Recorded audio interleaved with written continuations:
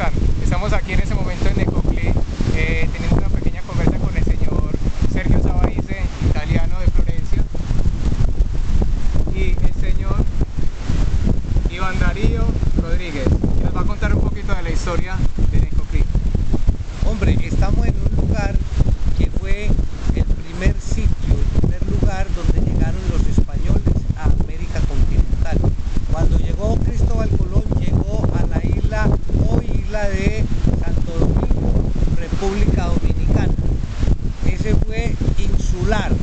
La primera parte que ellos visitaron, que ellos se bajaron en América continental, fue en el sector del Golfo de Urabá, San Sebastián de Urabá, hoy Necoclí.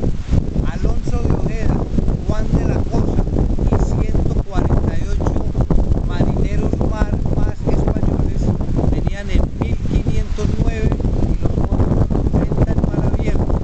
Entraron al Golfo de Urabá a resguardarse, 2 embarcaciones. Cuando entraron al Golfo de Urabá, encallaron en unas piedras que todavía existen, unas rocas que están hacia el lado del río Necoclí.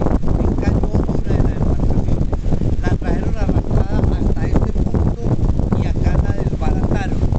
Luego, en la embarcación que quedó, bajaron unos 300 metros y se metieron por el caño que llamamos actualmente el Caño de la Boquita y recorrieron aproximadamente 800 metros por el lado oriental y llegaron hasta las bases del piedemonte del cerro o cerros de San Sebastián. Ahí descargaron la madera que utilizaron para la embarcación, subieron a los cerros, que era además un sitio militarmente táctico, ¿no? Para la táctica militar, porque miraban toda la parte del Golfo, quién podría llegar por mar y por detrás las tribus indígenas que habitaban la zona o algo podrían atacar por detrás.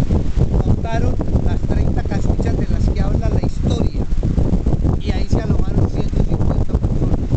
Solo duraron 11 meses porque la plaga y los indígenas que vivían por acá los atacaron inmisericordiamente y murieron un montón, y de 150 murieron 135, quedaron 15 y a los 11 meses zarparon hacia el occidente y llegaron a las bocas del Atlántico y se entraron por uno de los caños donde fundaron Santa María de la Antigua del Darién, que fue el primer poblado constituido por cédula real.